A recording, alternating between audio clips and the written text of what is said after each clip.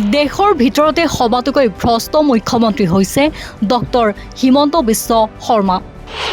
৬৬৫% সম্পত্তি বৃদ্ধি পাইছে ডক্টৰ হিমন্ত বিশ্ব শৰ্মাৰ পৰিয়ালৰ। অসম আৰু অসমীয়াক কেৱল মিছা প্ৰতিশ্ৰুতি আৰু মিছা সপোন দেখুৱাই নিজৰ দুৰ্নীতিৰ পাহাৰখন লুকুৱাই ৰাখিছে। হিমন্তৰ আত্মনিৰ্ভৰশীল অসমৰ শ্লোগানটো এটা মাত্ৰ জুমলাহে। হিমন্তৰ চৰকাৰৰ দিনত বন্ধ হ'ল ৮,০০০ চৰকাৰী বিদ্যালয়। বানমুক্ত অসম গঢ়া আৰু চাহ শ্ৰমিকৰ মজুৰি বৃদ্ধিটো ব্যৰ্থ হিমন্ত বিশ্ব শৰ্মা। নিৰ্বাচনী বতাহে গৰম কৰি ৰখাৰ সময়তে যোৰহাটৰ কংগ্ৰেছ ভৱনত এক অগ্নিবৰ্ষী সংবাদমেল সম্বোধন কৰি সৰ্বভাৰতীয় কংগ্ৰেছ কমিটিৰ ছ'চিয়েল মিডিয়া কোষৰ অধ্যক্ষ সুপ্ৰিয়া শ্ৰীনেতে মুখ্যমন্ত্ৰী ডক্টৰ হিমন্ত বিশ্ব শৰ্মাক ক্ষীৰোদ্ধাৰ সমালোচনাৰে থকা সৰকা কৰে। সংবাদমেলৰ আৰম্ভণিতে অসমৰ জনপ্ৰিয় শিল্পী জুবিন গাৰ্গৰ প্ৰতি শ্ৰদ্ধা নিবেদি নেত্ৰীগৰাকীয়ে অভিযোগ কৰে যে ডক্টৰ হিমন্ত বিশ্ব শৰ্মাই অসম আৰু অসমীয়াক কেৱল মিছা প্ৰতিশ্ৰুতি আৰু মিছা সপোন দেখুৱাই নিজৰ দুৰ্নীতিৰ পাহাৰখন লুকুৱাই ৰাখিছে। চৰকাৰী চাকৰি প্ৰদানৰ পৰা আৰম্ভ কৰি জুবিন গাৰ্গক ন্যায় প্ৰদানলৈকে সকলোতে মুখ্যমন্ত্ৰীয়ে কেৱল মিছাৰ আশ্ৰয় লৈ সাধাৰণ জনতাক প্ৰবঞ্চনা কৰা বুলি তেওঁ গুৰুতৰ অভিযোগ উত্থাপন কৰে।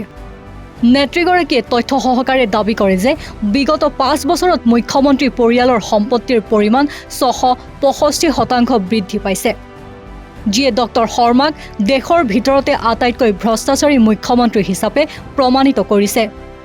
উন্নয়নৰ নামত কেৱল নিজৰ স্বাৰ্থ সিদ্ধি কৰা চৰকাৰখনক এইবাৰ নিৰ্বাচনত ৰাইজে উচিত প্ৰত্যুত্তৰ দিব বুলিও তেওঁ হুংকাৰ দিয়ে।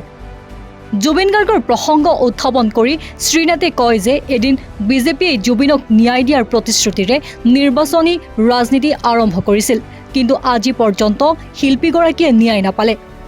সেয়েহে কংগ্ৰেছৰ ৫টা গেৰাণ্টিৰ ভিতৰত জুবিন ন্যায়ক এক গুৰুত্বপূৰ্ণ প্ৰতিশ্ৰুতি হিচাপে অন্তৰ্ভুক্ত কৰা হৈছে।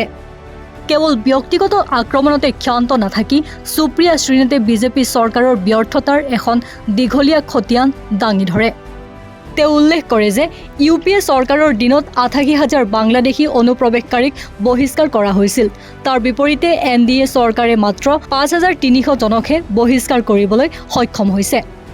অথচ নিৰ্বাচন আহিলেই বিজেপিয়ে প্ৰতিখন ৰাজ্যতে অনুপ্ৰৱেশকাৰীৰ বিভীষিকা দেখুৱাই ৰাজনীতি কৰে।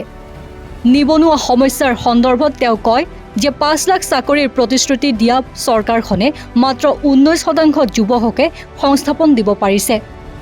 ৰাজ্যৰ শিক্ষা ব্যৱস্থা শোচনীয় দিশটো আঙুলিয়াই দি তেওঁ কয় যে বৰ্তমানৰ চৰকাৰৰ দিনত ৮,০০০ চৰকাৰী বিদ্যালয় বন্ধ কৰি দিয়া হৈছে।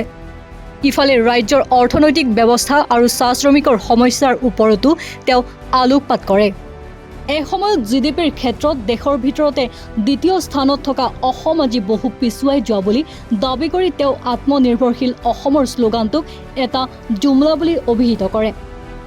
বানমুক্ত অসমৰ প্ৰতিশ্ৰুতি আৰু চাহ শ্ৰমিকৰ মজুৰি বৃদ্ধিৰ ক্ষেত্ৰতো চৰকাৰখনে সম্পূৰ্ণৰূপে ব্যৰ্থ হোৱা বুলি তেওঁ মন্তব্য কৰে। সৰ্বশেষত ৬ জনগোষ্ঠীৰ জনজাতিকৰণৰ প্ৰসংগত চৰকাৰৰ উদাসীনতাক সমালোচনা কৰি তেওঁ কয় যে ডক্টৰ শৰ্মাই নিৰ্দিষ্ট ধৰ্মৰ লোকক লক্ষ্য কৰি লৈ পাছত সেয়া অস্বীকাৰ কৰাটো অত্যন্ত লজ্জাজনক।